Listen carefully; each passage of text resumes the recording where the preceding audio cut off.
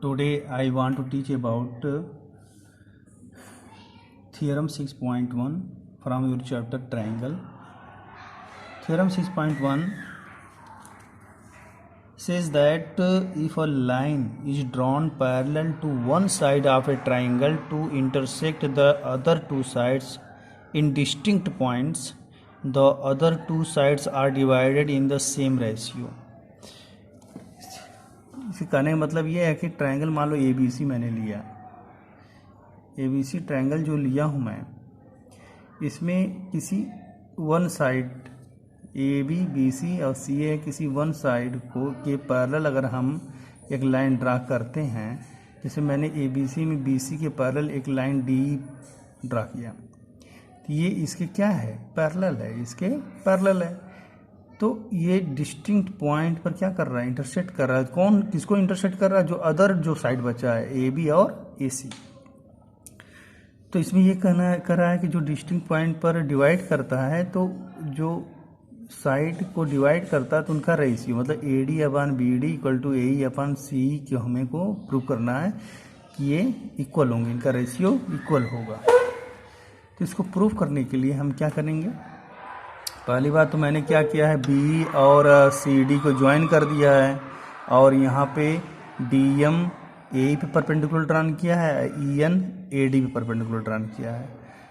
तो इतना करेंगे तो हम आएंगे in triangle A D C में आओगे, इन ट्रायंगल ए डी ई में आओ, ए डी ई में आओगे तो ए डी में देखते हैं कि अगर हम एरिया निकालते हैं, ए डी ई की एरिया अगर हम निकालते हैं तो एरिया फार्मूला होता है half base into height.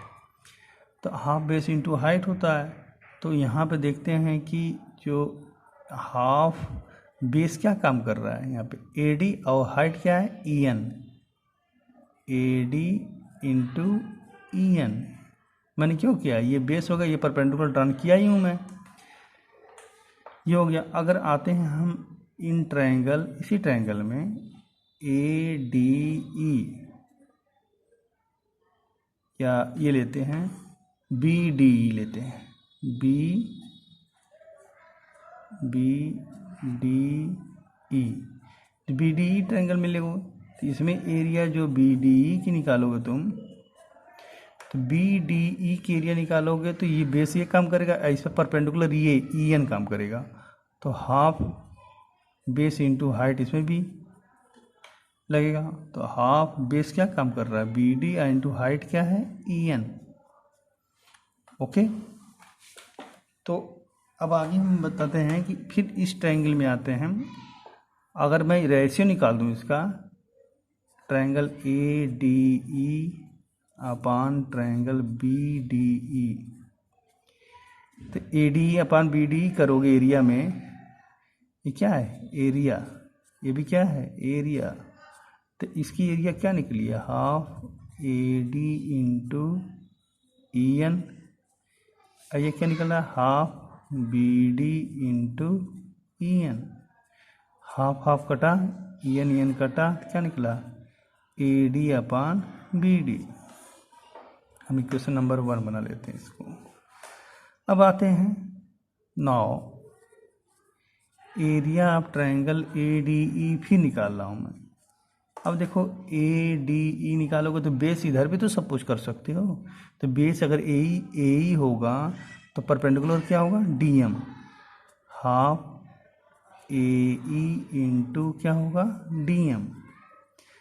And area of इसका निकालो, डी ई सी का या सी ई डी का निकालोगे, सी ई डी का निकालोगे तो हाफ बेस क्या काम करेगा, ई सी, और ई सी बेस काम करेगा, इस पर परपेंडिकुलर क्या होगा, डी एम होगा। तो ई सी इंटू परपेंडिकुलर क्या है, डी एम। ठीक है। अब इसमें हम क्या कर रहे हैं, इसमें फिर डिवाइड कर रहे हैं, area of triangle A D upon area of triangle C E D. अगर आप डिवाइड करते हो तो half A E into D M है, ये भी half E C into D M है।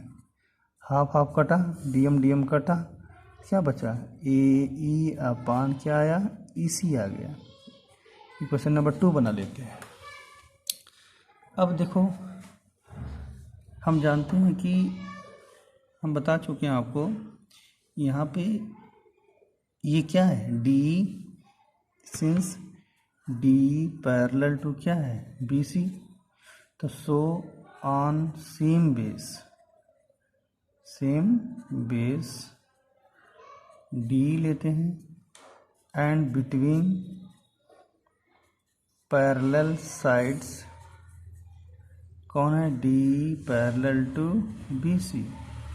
ध्यान दो, हमने पहले बताया क्लास 9th में कि जब पैरेलल लाइन के बिटवीन जो है सेम बेस पर, देखो सेम बेस है तो सेम बेस पर इस ट्रायंगल के एरिया और सेम बेस पे इस ट्रायंगल के एरिया, दो पैरेलल लाइन के बिटवीन आ रही है। देखो ये एरिया और ये एरिया दोनों क्या होती है, इक्वल होती है। हम क्लास 9th में आपको बताए थे कि on the same base and between two parallel line की बिटवीन जो है क्या, ट्रायंगल की एरिया इक्वल होती है। तो area of B D E equal to हो जाएगा area of C E D. Okay, B D E और सी ई डी की एरिया इक्वल हो जाएगी। ठीक, तो फ्रॉम हम आएंगे 1 and 2, फ्रॉम 1 and 2 से आओगे तो 1 और 2 में देखो, यहाँ बी डी ई की जगह पे तुम क्या लिखोगे, सी ई डी। जब बी डी ई की जब सी ई डी लिखोगे तो A D E upon C D, यहाँ भी ए डी ई अपन सी डी, तो ये दोनों इक्वल हो जाएंगे हैं। तो left hand side will be equal, जब इक्वल हो जाएगा तो राइट साइड अपने आप इक्वल होगा। देन आपका आ जाएगा A D upon B D equal to हो जाएगा ए ई अपान ई सी। ओके, यही आपको क्या करना था, प्रूफ करना था, प्रूफ हो गया। दूसरी बात, अगर हम इसमें 1 ऐड कर देंगे तो एडिंग 1, अगर 1 ऐड करते हो तो A D upon B D plus 1 equal to A E upon E C plus 1 करते हो तो ये हो जाएगा A D plus B D whole upon B D equal to A E plus E C upon whole E C. अब यहाँ पे A D plus B D देखो, A D plus B D बन जाता है ए बी, क्या हो जाता है, A B upon B D, और यहाँ पे ए सी ऐड करोगे तो ए सी अपान ई सी। इस फॉर्म में भी हम लिख सकते हैं। दूसरा कंडीशन बता रहा हूँ, अगर इसी को मैं उल्टा लिख रहा हूँ, जैसे B D upon A D, B D upon A D reciprocal कर दिया, ई सी अपान ए, ये भी रेसिप्रोकल कर दिया।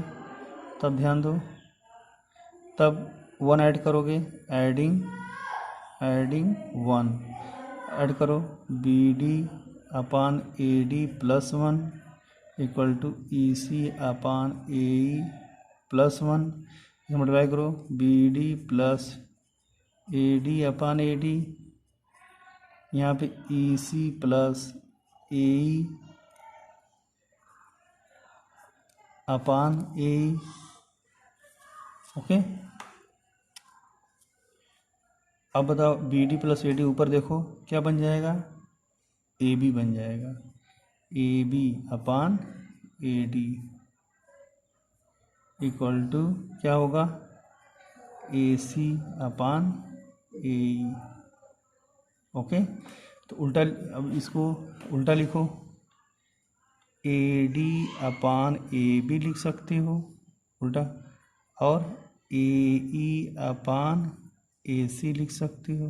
ठीक, इसमें हम देखते हैं कि ए डी अपान इस ट्रायंगल का ए डी और पूरे ट्रायंगल का ए बी, इस छोटे वाले ट्रायंगल का ए ई और पूरे ट्रायंगल का ए सी की रेशियो इक्वल है। तो सिमिलरली ये भी आ जाएगा उसी कंडीशन में कि डी और पूरे ट्रायंगल का बी सी के भी इक्वल हो जाएगा, मतलब डी ई अपान बी सी, ये आपका इस फॉर्म में हम शो कर सकते हैं। Okay, thank you.